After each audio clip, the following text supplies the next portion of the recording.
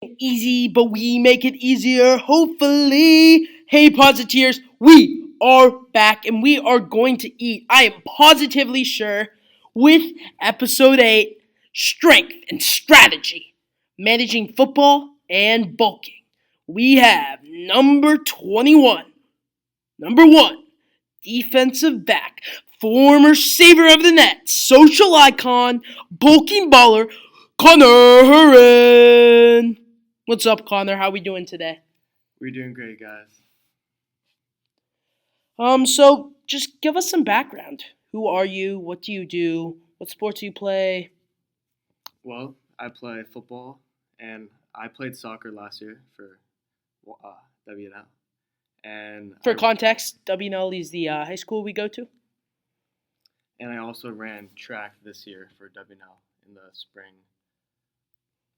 Alrighty. And how long have you been playing football and soccer? So football, I originally started back in just elementary school, just on the field. Just like flag or two-hand touch? It all started during recess, just playing with all the guys. And then joined some flag football leagues, just all around Arlington. Yeah.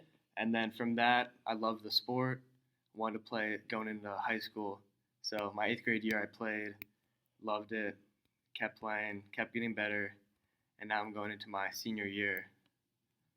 Yeah. Alrighty. That's awesome. And now what about soccer? Soccer was another one of the sports I started very early. Just always playing those little like rec leagues. Did developmental for a few years, then into travel soccer, where I was on one of the best teams for the age group. For my high school, I played my middle school team for 7th and well, I didn't play 8th grade because of COVID, but 7th grade I was on their team. I liked it. Into high school, played freshman year. I like the team. It's a good sport to play in high school. You meet a lot of people, and then also sophomore year I played, but I did not decide to play this year. Just I wanted to focus on track and all the other opportunities I could do from there. Was track a catalyst to train for football? Yes, it really was. It was. I wanted to get faster. I wanted to meet more people, and I wanted to reap the benefits of just having to sprint full speed multiple days a week versus soccer. Just at least in the goalie position, I wouldn't be running nearly as much.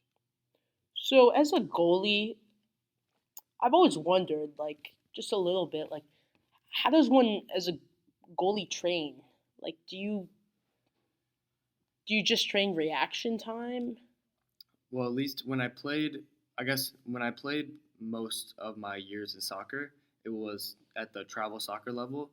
And being on my team, it's a lot of just reps playing at the position because you want to get really good at knowing how to block a shot. So it was tons of reps of diving, obviously left, right. Coming out was a big step. It's hard to do when someone's running at you. You kind of just want to stay where you are, but by you running at them, keeping a wide area, you're blocking the area that they're able to shoot the ball, and it makes them really react and decide if they want to shoot or pass the ball. So that was most of our training. There's also just a lot of like punting, goal kicks. A big thing with goalie is you're pretty much the leader on the field. You can see everything, and you have to be able to speak loudly and really direct your team to what they should be doing, because you're there. You can see everything. You should know how to talk to your team and where they should be going. That gives me a few follow-up questions. Goalie seems like a interesting position. I asked you about how you train for goalie because, as I was aware, for football, I mean, you have to train a lot, right? Yeah, it is a lot of time on the field running and a lot of practicing for sure. But I also mean like weight training. Like, did you have trouble transitioning from like playing a big position that was mostly like reps, reps, reps to going to like football? I mean, I assume, it's a lot of the off season It's not just reps, but it's weight training. Yeah, I'd say the transition was for me. It wasn't that bad. At least the position I play, corner, it's a lot of the same. It's so much reps, so much technique that you have to keep doing. And I'm thinking only this year I'm really starting to get my position and being able to consistently turn out good reps because I've just done so many. I've done so many back pedals. I've done so many press. I've blocked so many balls now from the quarterback. And Wait, block balls like the quarterback throws like a ball up like a lob and you block it, or you rush for or blitz like a it's mostly just in or out routes, go balls that I'm just swatting down from the like you're right receiver. next to the person. Yes. Oh, okay. Because there's even technique in that. When I hear block, I just think like running up to the quarterback. It is batting down the ball. Yeah. Do corners like, or at least you for high school football, do you ever do like blitzes? Sometimes it's very rare we can blitz off the edge, so we go to the outside of the defensive end. It's a special call. We'd have the safety or the outside linebacker come and guard our guy. Oh, so it'd be like there wouldn't be extra people blitzing, but there would just be a switch to confuse them. No, there would be an extra person. So we'd have the defensive line and then the corner coming from the outside, but just someone from around that area where the corner is would have to obviously guard their guy as well. And it can definitely be effective. It's hard to pull off because you need to get the snap count right and stuff like that. When you say snap count, do you mean you're running before it's snapped? Yeah, so you have to almost shuffle in a way to where from your guy to closer to the offensive line because you need to catch the offensive line off guard and be able to already have a running start to be fast enough to get to the quarterback. Interesting. So that might be a play or connection in the sense that you do have to have a quick reaction time. Yes. As a corner. I guess that's for most sports, but that could be a big thing that helped. Maybe being goalie helped you with. Yeah, and being a corner, you're always a second or a millisecond behind whatever the receiver is doing. So having the quick reaction time is really helpful, and that ties into goalie reaction time. But I think a lot of the sport is reaction time. It's such a fast physical sport. You need to be able to know what you should be doing and run and hit someone very fast and very hard. Yeah, I mean, we talked about it with Aiden and Scotty in episode 5 about how it's so important that you trust your teammates and that you're all working hard and know what you're doing just because you could be putting other people's bodies on the line. Yeah, and I think football, it's like the team environment that's what makes the whole community.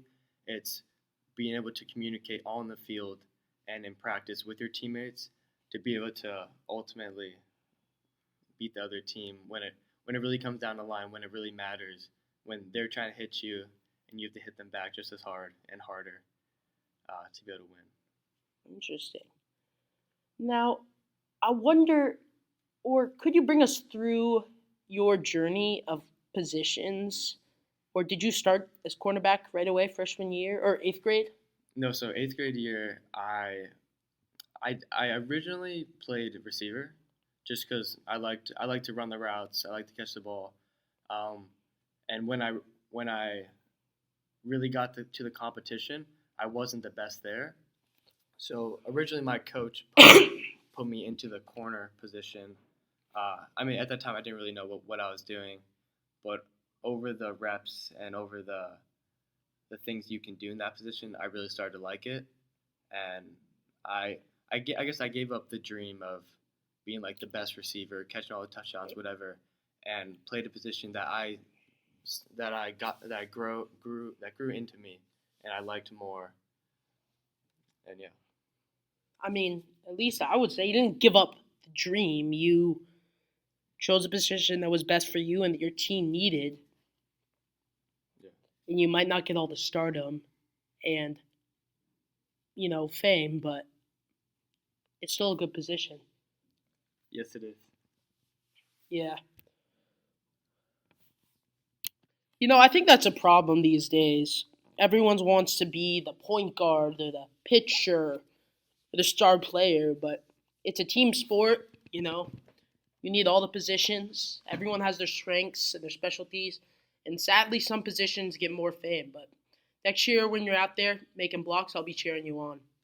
I'll be standing up when other people are sitting down for the defensive plays because they need more.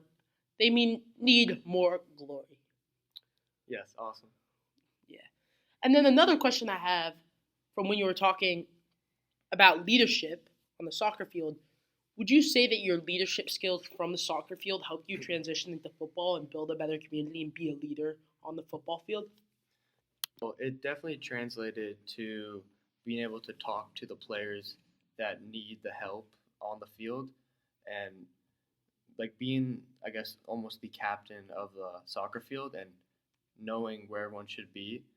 That gives you a basis of you should, as a corner, you also need to know the plays, not as much as the safeties and I guess linebackers who are really the true captains of the defense, but being a corner and knowing where everyone should be and being able to talk and yell at your team to get in the right spot definitely translates from when I used to do it in soccer, which eventually just benefits the whole team. If everyone's talking and everyone can communicate, your team will be better well off because everyone will know what to do and everyone will know what they should do when different things come, uh, just like randomly from the offense when they do different plays and stuff like that. Interesting. Well, that was a great answer, but I think it's time we get a move on. We're going to talk about the cliche, but it's a powerful one: balance. Obviously, you're a high school student, you want a social life, you want to train for football, you want to play football, you also have to go to school, you do homework. So, what's your schedule? How do you stay organized? I want to hear all of that junk. Awesome. So at least for me, I found it best.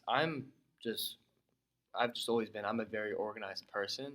I keep a calendar. I write a lot of things down, and I think I always like the saying like a clean room is a clear mind.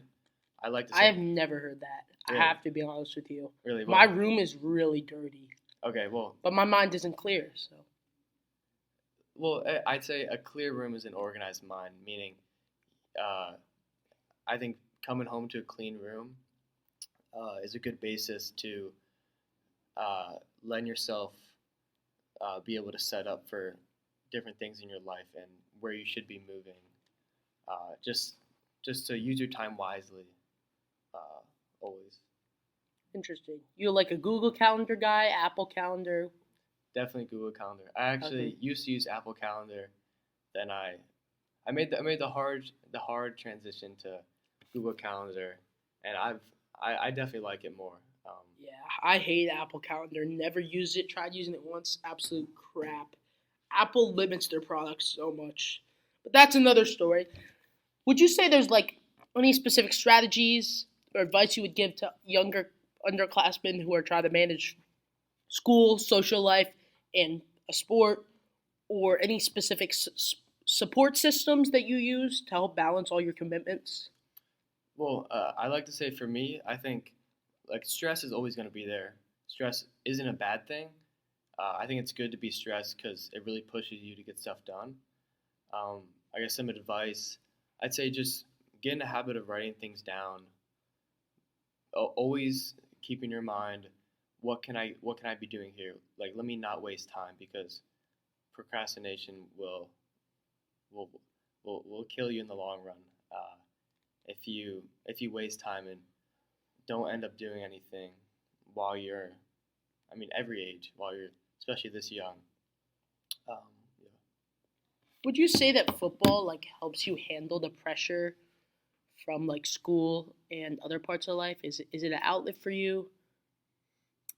That's a good question. I like I think the stress of playing under the Friday night lights, as you could say, during a big game, you can kind of translate to to the rest of your life and saying like, all right, I mean, like if I played against Yorktown in Yorktown is our big high school rival. yeah, if we played like a big game and it was 4th and 1 and everything was on the line for the whole game and you played in that, and that's a lot of stress. So you could extrapolate that to other parts of your life and be like, all right, I mean, I've dealt with all that stress. What is a few big projects going to really do? Oh, okay. So it's like if I deal with all that football stuff, this Pebbles, school's Pebbles. Yeah, and then like if you continuously have yourself be stressed and make yourself deal with hard things, everything, all the easy stuff will become more easy, and the more hard things you do in life, it makes the easy things better. No, it's a good point.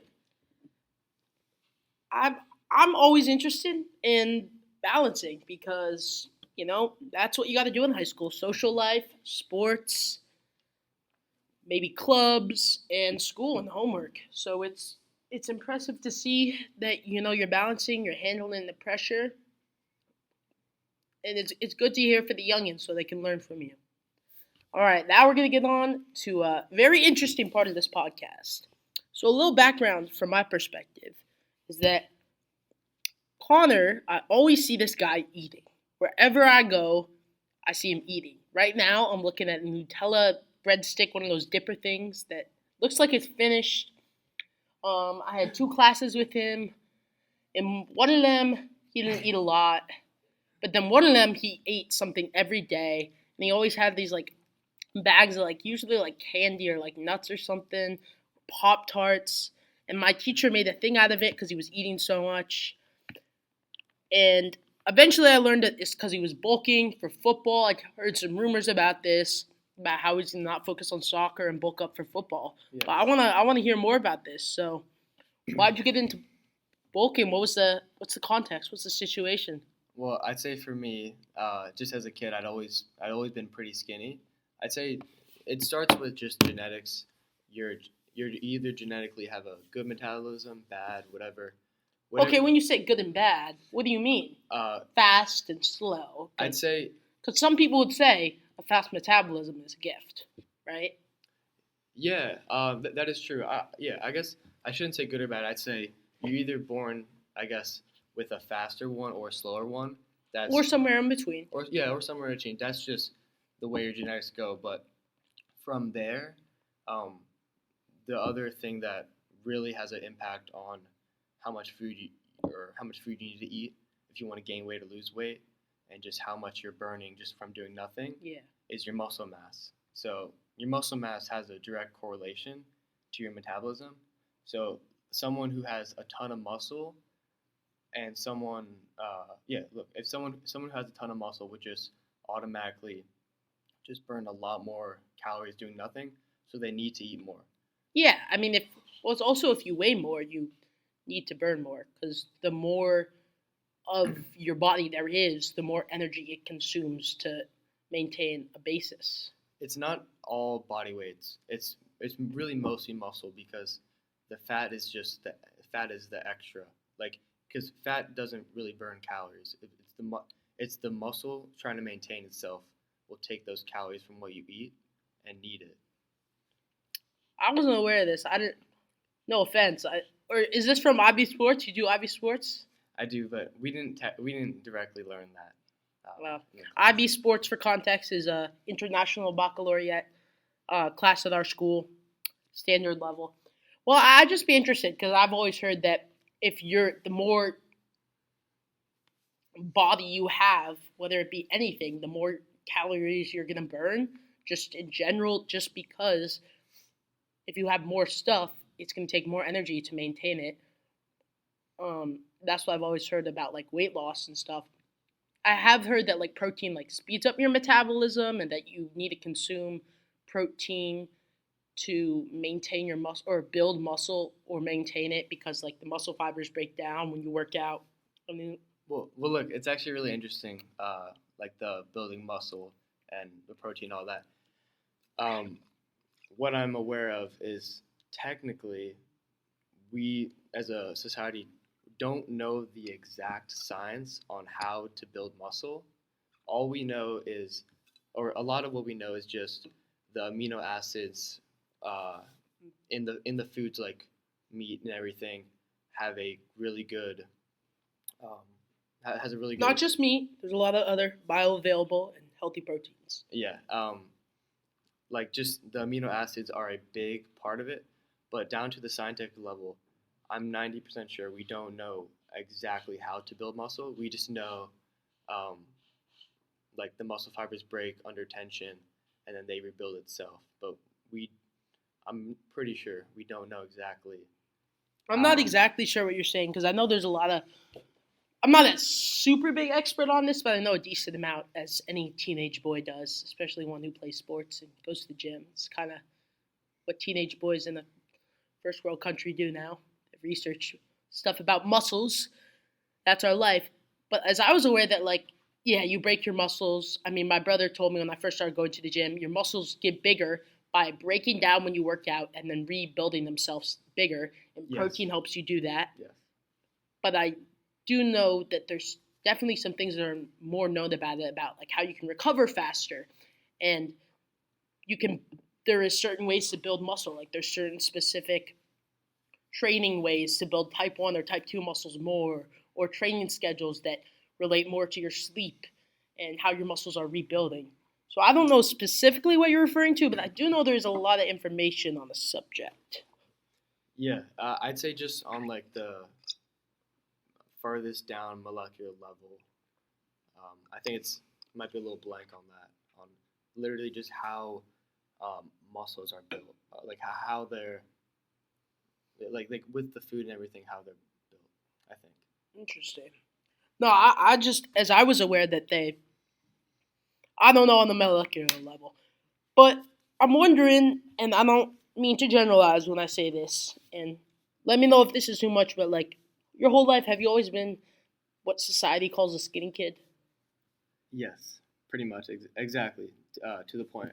I mean, I used to make excuses with, oh, I literally can't gain weight.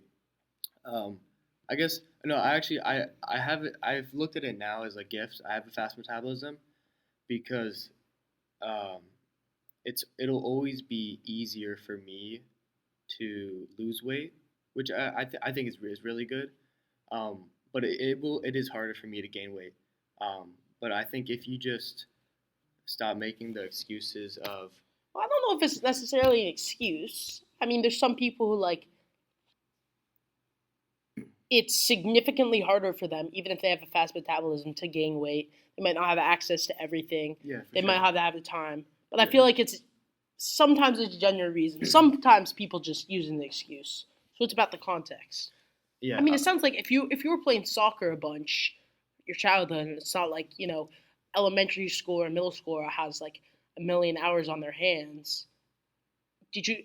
I mean, I assume you didn't have like a ton of time to bulk up, and were you trying to bulk up with soccer? Or? No, I'd say I started. I made the switch at about eighth grade, during like quarantine and all that. Um, where it's just I looked at the facts of it. I like to always just think of it as calories in, calories out. If you eat more than you burn, you'll gain weight. If you eat more than you burn, if you eat more than you burn, you'll gain weight. If you eat less than you burn, you'll lose weight. So uh, I just had to find out my maintenance and eat a lot more than that, while factoring in all the sports I was doing. Mm-hmm. And just by doing that, I gained weight. And yes, it is hard. I definitely did not like it. Yeah, it was really hard eating a lot of food and having What to having to spread out your meals, having to plan. What did you not like about it? Like you didn't like the planning, or like the fact that you had to eat too much food, or you got tired of eating the same foods? Because like I know for me, like there's some foods. Actually, I guess you could get tired of some food if you ate it forever eventually. Yeah, it's I definitely got tired of eating the same foods, and I mean, obviously, technically, like there's a reason your body makes you full because you'll gain weight if you keep eating more, and it is I'd say pretty difficult to keep eating. It's definitely something you have to push through. You can chase it down with water, just shove it in your mouth and swallow it, close your nose, whatever. But getting those calories will Wow. make you gain You the weight. you did those things? Not exactly, but I guess I've used some tricks if I'm really if let's say the day I didn't eat I didn't eat my meals as planned as possible, and I still had a lot of calories at the end of the night. You just kind of got to push through. If you really want to gain the weight or lose the weight, you have to really stick to your diet, And and you it used a works. calorie counting app, I assume. I originally used a calorie counting app, and then I tracked my food. Whatever I'd eat, I just log it down. Um, okay, and I've talked to my sister about this. People say like, yeah, tracking your food, it'll make it like a disorder. Like people have problems with it. An eating Eating disorder. disorder, yeah. But I think if you can just separate it and think of, all right, yeah, this is weird doing this, like tracking everything you eat. Um, if you just keep in mind this will work if I just keep doing this, and I can eventually stop once I reach a good weight, up or down, then I think it's all right. Yeah, I mean, eating disorders are a very sensitive and complicated topic. I personally know someone close to me who had one, and I think is in post recovery. But for eating disorders, as I was aware, there can be a lot of other factors like society and like false body images with like filters and improper angles and you know photo editing, but also like a lot of external factors, internal factors. In fact, we're gonna have someone on this podcast in a few days to talk about this. But I don't know too much about it, but I will say for some people that might not be the right option tracking their food. But you can always talk to your parents, talk to a trusted friend, do research, talk to a medical professional. Be careful. Just make sure you maintain a healthy relationship with food. You don't have to earn food. Food is fuel for life. You deserve it. It satiates you, it keeps you, moving. At the same time, you can try your best to stick to something, but also have a healthy image with your body. For a lot of people, they don't realize that having some fat can be healthy. Healthy fat, but also fat that helps your body maintain what it needs to do, and also realizing that like women need to have a higher body fat percentage. That's just a fact. So just maintaining a healthy image. But again, not a medical professional. You should definitely speak to one. And I feel like it's different for different people, but it's something to tread carefully with these days because there's a lot going on with like social media and all that stuff. But was it hard for you to like track your meals and calories with your family? Like I don't know, like my parents, mostly my mom, and sometimes my sister, sometimes me too. Like we would make meals, and so if like I was trying to like eat something specific, it might be hard for them. Or like when my brother was always like, "Oh, I want more protein," like it was hard because he wasn't making the meals. I'd say for me, it was a lot of just eyeballing, and because I was trying to gain weight, I always made it a little hard on myself. Meaning, if I was eating like let's say like a bowl of pasta with I don't know whatever something else, bowl of pasta with tomato sauce, I'd like picture in my mind a measuring cup, like 1 cup, Mm-hmm. and think okay, I think maybe 2 cups could fit of all this pasta, and then Well, two. when you do that, I have a question. Do you like? Because I try and do that with Greek yogurt to make sure I get like a lot of protein in when I'm having Greek yogurt. I just have like non-fat, plain, no sugar added Greek yogurt. It's like pure protein. Uh, like how do you imagine yourself smashing down the pasta, like condensing it, or no? Because I've always sometimes when you're like looking at nutrition label, it's like uncooked or not cooked or cooked or uncooked, and I always say that, but they never say like, are you gonna smash down the pasta to measure it? I don't know. It's just like in my mind, I just imagine just the pasta is just placed in the measuring cup, and then when I go ahead and log into the app, I'd I'd make it a little hard on myself. So I have to be sure I had let's say 2 cups. So I'll put maybe 1 cup and 3/4 into the app. So I'll end up eating a little more than what I should be Okay, eating. so you'd underestimate Yes, I'd to always try and underestimate. really make sure you got over that maintenance. Yes, exactly. Oh, okay, interesting. Well, I'm wondering, like, what's the bulk in like the layout looking like? Like, what's your maintenance? How much you eating? How long? I know you said you started in 8th grade, but when did you really get serious or start tracking it and getting organized? But also, how do you do it? You said you wanted to spread out your meals, but I know I've heard that sometimes it could be better to eat one food or your food all in one meal because if you don't wait until your body processes the food and digests it, then you won't feel full and so you can eat more. Like that's what sumo wrestlers do. Obviously, they're always I don't know if they're always bulking, but they eat a lot. But my mom always talks about she lived in Japan for 3.5 years. That sumo wrestlers eat 2 big meals, so I don't know. How do you go at it? Well, I'd say I started tracking my calories probably the end of 8th grade, and I've done different like phases where I've really been on point with my calories, and also as I've gotten old and as I've put on weight, the calories I've had to eat have just gone up like a couple hundred throughout the years. So I'd say my maintenance right now is about 3,600 calories. If I want to put on a pound a week, which is what I did just after football season this year, I have to eat around 4,000 a day. Which yes, it is hard, but if you have the right foods with you, and you can just spread out calories, eat 4 or 5 meals a day, you can really hit it, and it's not too hard. Yeah. Would you say that it's gotten easier? I mean, you say it's not too hard. I don't know what my maintenance is. I know I eat a lot. I mean, I feel like again, a generalization. High school boys, specifically ones who are athletes, are going to eat a lot, quick metabolism, especially you're getting protein in and you're working out. But I wanna hear the schedule. Like what's like you say 5 meals? Like I assume maybe you get like 3 meals from your family, you make some for yourself, or you just have snacky things. And how has that evolved and changed? Because or has it always been the same? At least for me, as knowing you, I didn't know if you brought food into your classes and ate it freshman or sophomore year. I didn't know you 8th grade.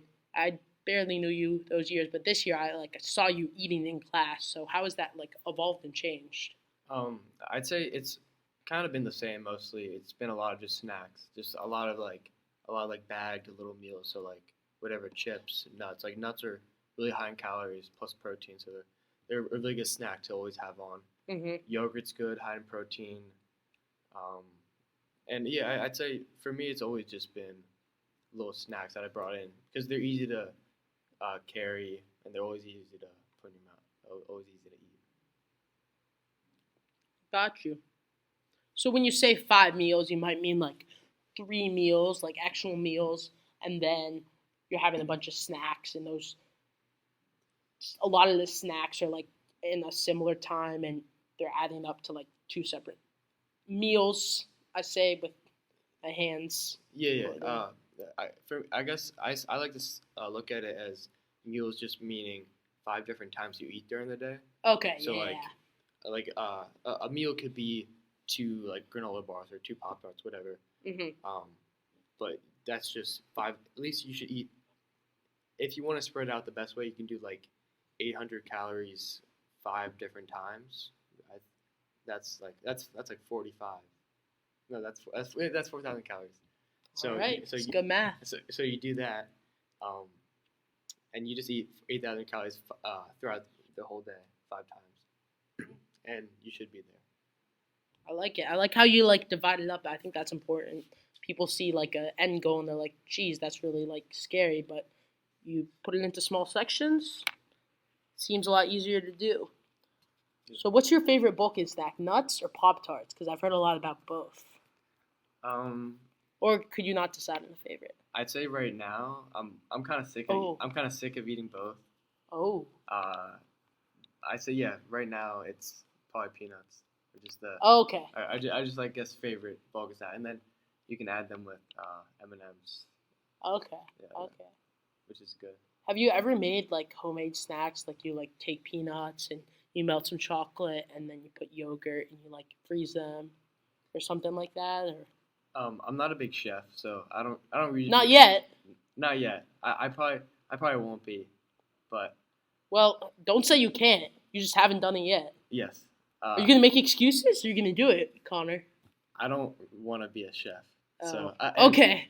and I'd rather someone cook for me, but But I guess a lot of like snacky things, like you don't need to make them. yeah, yeah. A lot of stuff I eat, just it's easy. It's not really like I'd like to say I don't have a ton of time to really make a lot of meals. I try to stay pretty busy, so yes. So you don't have to cook, or you just like are busy. I'm half busy and half I don't really want to cook. Okay. Yeah. Do your parents know that? Yeah, pretty much. Interesting. Have you faced any adversity or like struggles or like maybe like people make fun of you for the bulk? Maybe it's not a big deal, but like No, well, not really. It's mostly it was just I'd say all through elementary school, until COVID in middle school, I'd always just get made fun of for being skinny, and I was like, all right, I'm sick of this. Let me actually work hard and try this. And yeah, it was hard, but I, I put in I guess the work, and I ate a lot of food, and now I'm not like a skinny guy. I still have a lot of work to do, but I'm not that skinny kid or that stereotype skinny kid anymore. yeah. I, Well, I think guess that's some adversity. I want to say claps to Connor for his hard work, his good results, paid off. But the stereotypical skinny kid, you're beautiful, probably. You know, maybe you're not the most beautiful in my opinion, but everyone's beautiful in some way, unless you're a hater. I'd say if Yeah. I'd say if you are a skinny kid and you get made fun of, I think it's a good thing. I think getting made fun of for being undersized is good because I think you have to kind of reach a breaking point when you're always getting made fun of, always getting picked on, to where you're like, all right, I'm done with this. Let me really change. And I think that bullying is good because if you're being pushed to do something, I think that's a good basis. I would say I don't know if I agree with that. That seems like a hot take that I've heard that like sometimes haters or like other people making fun of you or preying on your downfall, the slang these days, like motivates you. And I know that for me, like sometimes people like not inviting me to something or like talking behind my back or not believing in me, that can definitely be motivating for me. But I do have to disagree with you that for some people, though, that can be very motivating and the breaking point could be helpful. It's all in moderation. It's different for some people because if you're not in the correct mental state, if you don't know the full extent of your situation, if you're not confident in your body, if you don't have the resources to bulk up, don't have the time to bulk up, then it might not be a good thing. So we don't want to promote bullying. No bullying. If you want to motivate your friend to gain weight, talk to them first. See if they actually, are able to, want to, can. You can motivate them and say, don't make excuses. You got this. But only if they're really in because, we don't know everyone's situation. Sometimes that stuff can be motivating, like David Goggins, but, you don't always know the full situation. Yeah. All right. So one thing I want to go over for the people that might not know too much about American tackle football, specifically high school Friday Night Lights with Connor Hurren. Why is bulking so important for football? Or is it just you kind of want it to bulk in life in general? So in the football sense, there's always an ideal size for each position in football. And I'd say it's not so much bulking or it can be bulking or cutting, but getting to a weight where you can play your position effectively is the goal if you want to be really good at the game. And you're always gonna be at a little disadvantage if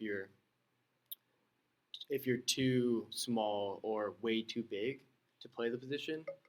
I mean, there's always caveats to that. Like if you're really fast but you're really small, that's good. But there is an ideal size, and being close to that ideal size will give you the best advantage to do your best and play well. To be your best in the position. Yeah. Does that ideal size change for different levels of football, like freshman, JV, varsity? Yeah, it definitely does. I mean, you can't like there's an ideal size for an NFL player, and there's that ideal size for Well, I'm not talking about like height. Like, high of school course, if player. everyone could be like 7 feet, I'm talking about like I don't know. Maybe for varsity, you want to focus a little less on speed because even if you're super fast, you're not fast enough. If there's just a wall of people, even if you're super fast, you're not gonna be able to run around it. You're gonna have to run through someone. Yeah, definitely. But then maybe in like freshmen, people are just like not good at it, so you can just like run around them. I don't know. I mean, yeah, there's a big skill gap. That just comes with experience because freshmen, some kids it's their first year, and varsity can be some guys' fifth year, and they could be being recruited by top colleges. Yeah, there's definitely a skill gap, and obviously, and like especially in high school, puberty is people. Some kids haven't hit puberty, and some kids are way past puberty. So that's a big factor. Do you think? I know you said you played flag football, and obviously you played other sports that helped. But was it hard to transition into like such a physical sport, especially considering like you were a goalie, so you weren't. I guess you had to do those moments where you ran up and you got contact, but you weren't consistently bodying people. Yeah, a little.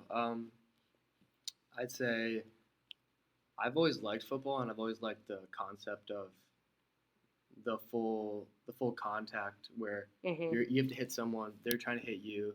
It's a battle. You have to you guys don't like each other. You guys are literally trying to put each other in the dirt. I've always liked that kind of camaraderie and that fierce aspect of the sport. So I wouldn't say it was a big transition. I'd always know I was gonna play football in high school, and I'd always looked forward to it. So yeah, I think for me it was pretty easy, but I'd always liked all the aspects of the sport. Interesting. Would you say that like knowing that you were going to play football, like that contributed to your motivation to bulk? Yeah, I'd say it's easy to know when you're gonna play, to work harder, so you can be the best when you play. I think that's definitely a factor. Interesting. What team do you cheer for? You a college football guy, NFL? Well, I don't watch too much football. Okay. Outside of just like my games. Like film. Yeah. It's outside Did you of used to film. watch more as a kid, or you were just into the idea of playing tackle? Yeah, I'd say I probably watched a little more when I was younger. Yeah, I'd probably watch a little more when I was younger. I mean, yeah. Okay. I know some people are like diehard football fans. We kind of talked about that. Episode 5, Scotty Price, big Packers fan. Well, I want to hear right now how is the bulk going? How's it looking? Well, honestly, it's not going too well. I've been slacking a good amount recently, just with eating enough food and also lifting. So I've definitely lost a few pounds, but I will say I will get back into it. Oh yeah. And do the work that I need to do to get to the weight where I want to be before August. And getting into is football. You're still training with football, but right? Yeah. Yes. Yeah. So I'm right now. The grind never stops. And the Generals. Oh yeah, Shaq. It's definitely picking up right now. We're doing 6 days a week, just practice. Wow. With a mix of 4 lifting days, 2 speed days throughout the week. That's just during the So summer. if you're on the football team, you don't go on vacation at all? No. So in the summer they can't make it mandatory because they need to allow kids to travel, just summer. Yeah. So break. It's all optional in the summer, but in August. But is it really optional? Yeah. Oh, okay. Yeah. Well, no, like sometimes they say it's optional, but like if you're not there, you might not get playing time as much, or they might be mad at you, or like if you are there, you'll get ahead with the coaches and stuff. I don't know. I mean, that is all true. If you show up, you'll have an advantage, but if you're already a star player or like it's not that you don't have an excuse, but hey, stars don't shine forever, Connor. Yeah. Remember that what was it, Infinity War, or one of the Marvel movies. They had to like relight the star. Like, are you gonna be a dying star? Or are you gonna just keep getting brighter, Connor? You tell me. Did you go to football today? I have football after this actually. Oh, okay. Yeah. Me and Connor worked a lot on scheduling. I'm glad he's not skipping football. That would be kind of hypocritical of this episode. Yes, it would. Interesting. All right. Well, I mean, I've had a great time talking about this book, and this is a very interesting and fascinating topic to me. But I want to hear more just about football in general. But I still want to keep that bulking going. So, do you have different phases or periods of your bulk, like in season, off season? I know a lot of people say they like to bulk in the winter when they're wearing hoodies and they don't have to take their shirts off, especially in front of the people they're trying to impress romantically. And then, but in the summer, everyone apparently goes to the beach, even though everyone doesn't go to the beach. You can more openly show off your muscle mass. So do you have certain periods or zones you bulk more or less? Well, yeah. It's really easy to bulk right after football season because that's also just when winter starts. Um, it's easiest when there's not a lot going on. So in winter, there's not as many gatherings or time to do stuff outside. Yeah, I guess with your shirt off in the winter, but it's more of that. It's more of your. It's more like okay, you get really fat, on like a bulk, but that's mostly for people who are really into the fitness game, and who actually put on, like 10 pounds and actually put on a lot of weight. Who are not. Some people aren't able to do that. Yeah. Well, yeah, it's mostly like yeah, if I put on 10 pounds, I'll change a lot, but I won't be fat because I was already undersized. It's mostly for the people who are already in good shape and who literally lose their abs, just to go on a cut in the spring and actually get them back better and more visible. So would you say because of like your fast metabolism and your active lifestyle that you can't really do like a bulk that would make you look visibly bulked? Not to the sense that you can't do a bulk where you quickly gain a bunch of fat. When you bulk, it's kind of a slow and steady bulk. I'm not going to say clean bulk because some of the foods you eat aren't 100% clean. I respect the Pop Tarts; those are probably bust. But Yeah. is that what it's like for you? It's always like slow and steady bulk. I think for me, I mean, technically, I could put on a lot of weight if I really tried. It'll just take time. It'll be pretty hard work. But yeah, it's mostly a slow bulk. I mean, just because I don't weigh a ton, and I don't have a high percent of body fat, it would take a lot of weight to really look visibly bulky, per se. I'd say that. Yeah. I mean, I think that probably relates to like everyone has different body types and stuff. So, do you track everything on your like your app? You said you stopped tracking your meals, or Yeah. So, I think for about I'd say a long time, definitely over a year, I just track all the food I ate. I mean, even if I was on or off the like I guess like the hard bulk. Like even like I would track it even if I wasn't looking to gain or lose any weight. just like get to know what your body does, or No, it's just because it was just such a habit for me. I mean, okay, I just started it one day, and then I was like, all right, I don't want to lose the streak I have. So, a streak. Okay. well, So, just because like in the app, it has like a streak of how many oh of, my of how many goodness. days you've logged. So I was like, Some people are crazy about their Duolingo streaks, but some people are crazy about their tracking streaks. yeah, Has that been like hard for you? Like, has that made it like frustrating, like tracking your calories, or like on vacation, or no? no, I mean it was never really a thing that was hard for me. It was just like it always gave me some not like clarity, but just some knowledge of okay, this is what I'm eating, and this is how many calories each food I eat is, and now I have a good basis of how good a lot of foods are for me and how much they will benefit me when let's say I go back on my hard diet. I'll know, all right, these are good foods because I've done this before. These are good foods that have a lot of calories, and these are foods that don't so much. Interesting, interesting. Would you say there's ever been a time when like bulking has distracted you from like your overall health or your other stuff, or you haven't had time to track your calories? For me, not really. I think I'd always make time because it was a priority for me to know what I'm eating and see if I'm on track or not. So I wouldn't say it really got in the way of anything. Has it taught you more about like your overall health, or like helped you prioritize your health in general in other ways? Just because it's like you kind of know what's going on with your body and you understand more about what you want with to do with your body. Yeah, definitely. I think a lot of this stuff with the nutrition aspect, it's it's almost like a rabbit hole you can go down to, Hmm. but it's a rabbit hole in a good way where there's so For much. some people, sometimes it can be full of misinformation. Yeah, yeah, I guess it could. Were I you think like researching online or like social media? Because social media can be insane, all the misinformation. So can like Safari, but um, for me it was a lot of social media.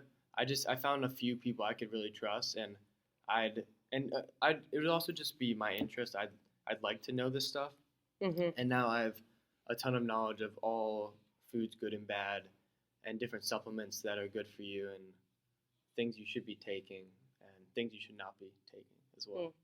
what are some key things that you try and take, try to avoid, and maybe some supplements you take? Well, I'd say right now I have it kind of planned out.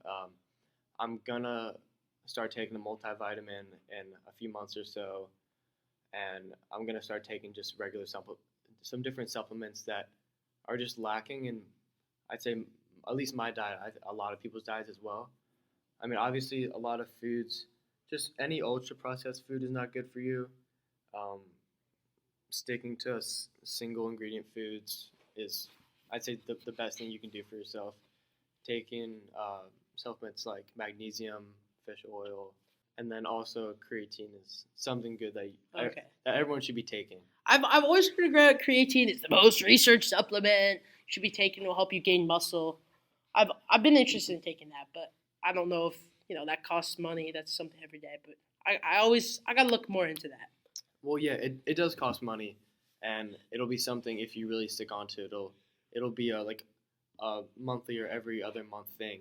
But I'd say if you really care about what you're putting into your body, and if you want to have your body in the best possible shape you can, you'll be fine to spend the extra money to give your body what it's needed. And yeah, Yeah. I mean, for people that can get it, some people don't have the extra money. And I will say one thing about ultra processed foods I'm more interested in. Obviously, any food can be part of a healthy diet. It's about how you balance it, how you have a good relationship with it. Not all foods are nutrient dense, and I try and stick with more whole foods that are less processed because they're more nutrient dense. But I'm interested when you say processed food because I just saw you eating Nutella and the like little breadstick thingies and Pop Tarts. So like, how do you balance that? How do you utilize maybe more processed high calorie foods? Try to stay healthy, trying to have a healthy relationship. How do you balance all of that? well, I guess you can call me a little hypocrite, but I guess my diet right now is not it's not a healthy diet. It's not what I should be eating, but I'd like to say for the resources I have now, um, I'm not doing what I can, but I'm just doing from what I have, I guess. But I think it's always good to know what you can be eating and what you should be eating. I don't eat a healthy diet, but eventually I will. I guess when I get the funds, but that's an excuse. Well, I mean, here's what I'll ask: like, just because you're eating some unhealthy foods doesn't make it an unhealthy diet. If you get the healthy fats, the carbs that satiate you, and maybe you get some carbs that last longer, like complex, and you get your short term. If you get enough protein, you get nutrients, vitamins, you get fiber, and so you're feeling satiated, full, nourished, and you're bulking. You need more calories than maybe using these things. Don't necessarily call it unhealthy. I mean, I'm not a nutritionist, but it can all be part of a healthy diet, and it's what works with your budget, and you need the caloric density. Then maybe it is the right thing for you. Especially since I mean, it's not. a good thing to build like bad habits of like binging and eating junk food as a kid because eventually your metabolism will slow down. But I mean, you seem pretty organized and like strict about this because like this is a bulk like for football and other stuff.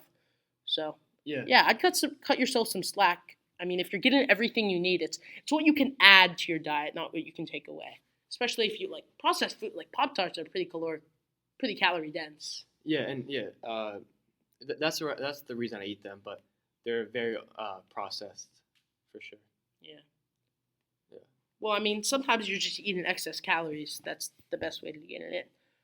So you talked a little bit about there how you like wanted to do something different in the future. I'm just wondering, what are your future plans? Are you gonna try and go farther with football? Maybe you'll like utilize the gym later in life as a healthy habit. So in the health aspect, I guess my future goals after football, I'm gonna start training towards just um, movement, like I guess you can call it movement mastery, where I'll start training kinds of calisthenics, kinds of Oh yeah. almost just full body control, where I'll have the abilities to do all these cool little body tricks, where like I mean I can backflip right now, but different like different like handstands, different like pull ups methods, well all that stuff like um, all these hard movements that take a lot of body control. I'd like to be able to do. I'd like to live when I'm older, just not having any pain and like not having any joint pain, tendon pain, all that stuff. I think that can mostly all be prevented if you eat right and if you work out the right way. Yeah. I mean, it depends on your genetics and also, I mean, I don't know if it can all be prevented, but definitely a lot of it. So you want to do like a lot of like cool calisthenics, mostly body weight based training, and you also want to do some like mobility to increase longevity. Yeah, I mean I wouldn't say body weight training. It'll be strength training, but But the then you'll go to the gym, lift weights, and then you'll like try and do some like tricks after. kind of it's mostly just the stuff I'll have from doing the weight training, like The strength. the strength I'll gain from doing the specific strength training I will be doing. Then you'll try and utilize that strength to teach your body how to do new like calisthenic moves or tricks that you have the strength to do, but you have to like teach like the mobility. Yes, exactly. Interesting. All right, that's cool. I always think like the mobility stuff is very, very cool. Yeah. So as we finish it up, I want to ask a few things. Well, first of all, thank you for coming today. Really appreciate you. You've had a lot of good things to say. We've had a lot of great conversations. I've learned a lot. Yeah. I hope you've learned something. This is a great conversation. But I just want to, kind of have a final reflection. What's any final thoughts, final things to say? Maybe a quick, cool story, or you want to say like what has been like a really positive thing you've taken away from bulking in your football journey? I'd say a few notes, I guess, to give off to other people. If you work hard and you stick to your plan, it will happen, and it's not going to be easy. You have to work hard. Um, I'd say staying organized will always help you. Yeah. Yeah, wise words from a wise man. That's why I'm a fan. Connor Hurren. Well, positeers, I want to thank all of you for coming out. It has been a great conversation, a long one, but a powerful and really intelligent one. So, podcast still isn't sponsored, but we want to keep the space so if our podcast eventually is sponsored, that we will have this space to promote whatever we are sponsored by.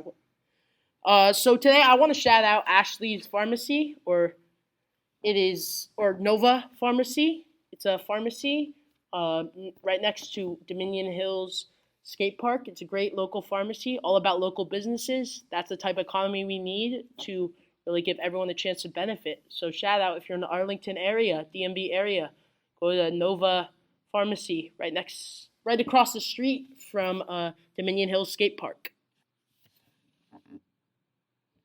to shout out all the coaches, friends, and mentors I've had from social media, different connections that have helped me. Yeah. All right. Positeers, hope you're relatively happy. Peace